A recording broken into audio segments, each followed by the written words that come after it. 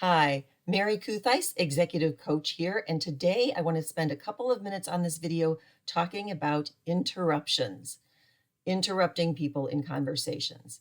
Everybody knows that it's bad, everybody knows that it's rude, and yet we still find ourselves doing it occasionally. Most of us do. There are some people out there with incredible discipline and never do it, but some of us still find ourselves interrupting. And I want to talk about two things that you can do as an alternative to interrupting.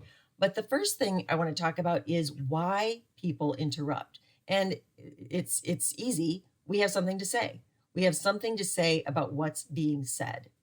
And it's particularly challenging right now because what I'm seeing is a trend of people talking for longer and longer periods of time without stopping.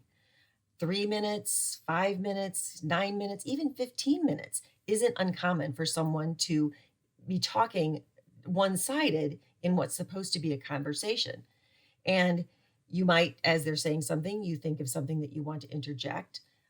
And you know that if you don't at that time, because they're talking for such a long period of time, the topic is likely to change a little bit. And so you're either going to forget what you had to say, or there's never going to be an opportunity to say it, and the conversation will have moved on.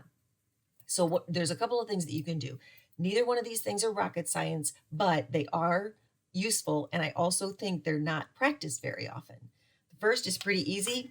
If you're sitting with someone at a meeting, or if you're on a phone call, or even a webinar or a Zoom meeting, something like that, have a pen and paper handy.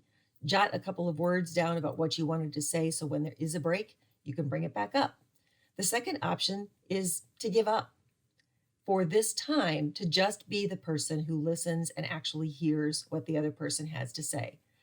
What I'm finding is that while we are all very connected in the cyber world, we aren't as connected face to face. And I believe people are craving the opportunity to be heard, to be valued, to be found interesting by other people. So you can be the person that will do that for them. And that's a pretty good position to be in too, when you can put yourself in that role. So, two options: take some notes, jot a couple of notes down, or just be the person who listens. Either one are going to be a much better alternative to interrupting. And if you think you might be a person who's doing the monologue, who tends to talk on a little bit too long, that's something to consider too, but it's also the subject for another video. This is Mary Kuthais, your executive coach, and I will see you next time.